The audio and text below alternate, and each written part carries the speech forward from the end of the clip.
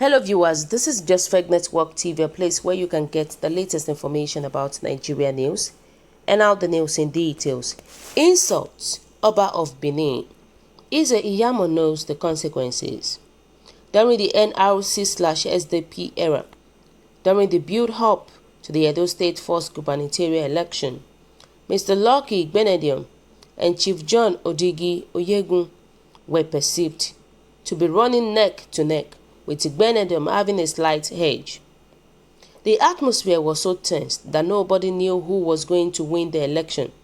Mr. Lucky Benedium, who had done excellently well in his previous elected assignment, as then already local government chairman, was backed by his friends' enormous wealth and endorsement from virtually who is who in politics in Edo State. Chief Odigi Oyegun, on the other hand, was a retired super permanent secretary, and his major credentials was an excellent public service and a Talakwa-like campaign style, but he was slightly trailing, or perceived to be slightly trailing, Mr. Lucky Benedium in the exit polls of who will be elected first executive governor of the newly created Edo State.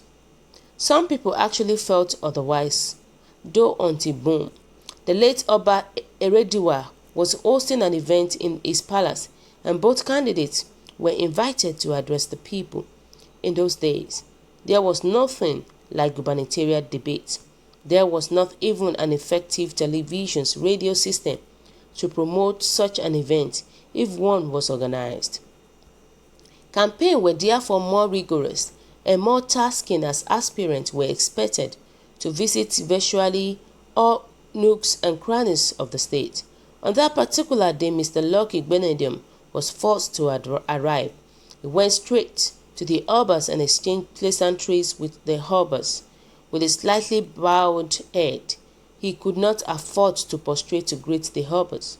In his well-ironed suit, that was his undoing. Chief Oyegun arrived moments later, went straight to the Obas and went down flat in total submissions to the supremacy of the Oba. The reactions of the people over the two events that just happened right before their eyes was immediate. A decision was made in favor of Chief Oyegun, and the exit polls of who was going to win the election shifted to his side, till Oyegun actually won. An average Edo man, especially the Benin man, does not play with the supremacy and authority of the Obas of Benin. He is so reverent that when you simply say the Obas, every Edo man knows you are referring to the Oba of Benin. With the conduct of the two aspirants on that day, the perceived notions was that Mr. Lucky Benedium was not going to respect the Oba if elected, and he suffered a very painful defeat in the elections week later. Mr. Osagi Iyamu'S was a prominent member of the Lucky Benedium campaign team then. Years later, the same Osagi Iyamu'S has again extended that same disregard and outright disrespect to Oba Eware, who succeeded the thrones of his late father. If he is a good student of history, he should by now know that his weak dreams of becoming governor of Edo State evaporated into thin air the day his talks embarrassed the visitors of the Obas right in the palace of the Obas. The palace grant is a reverend grant. Everyone knew that Governor Besiki was flagging off his campaign that very day. Everyone knows that he must first visit the palace for royal blessings before going to the stadiums to flag off his campaign. Yet, a certain billionaire who is Iyamu'S financial felt his visit to the palace had to be that day, and that particular time the governor was visiting the Obas. Who were they fooling? Truth be told, he only used his visit to usher in APC talks, masquerading as supporters with the sole aim of embarrassing the Obas visitors, obviously for political gains. A certain Mr. Emmanuel John Egogo, a well-known Iyamu'S bell bearer, told journalists on national TV when he was interviewed on the palace ground that they came to the palace with these same billionaires for the naming ceremonies of his newly born. Then he couldn't explain why they suddenly turned violence on citing the governor's team. One thing that gladdened my heart, however, was that the stunt backfired as they met a very solid response of resistance from the PDP. The Oba is known to be very apolitical at all times. He normally does not make political statements, and his palace is home to all.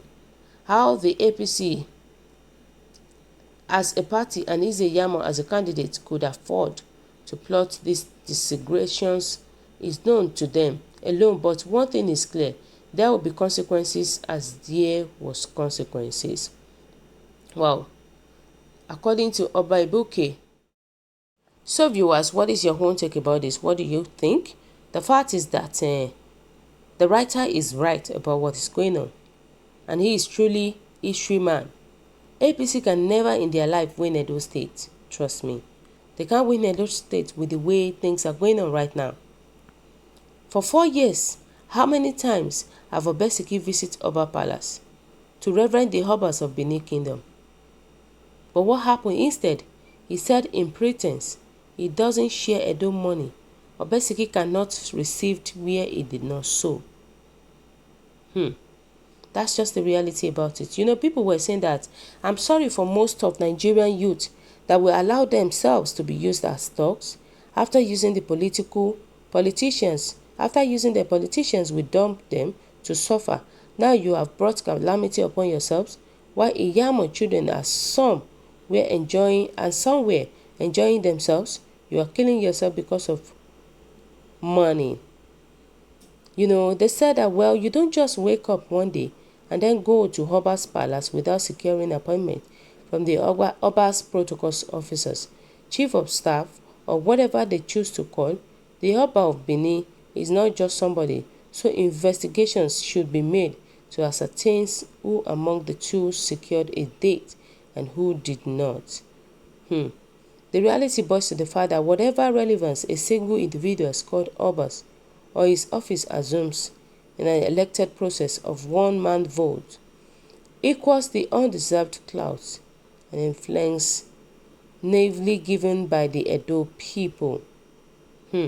That's just the reality about it.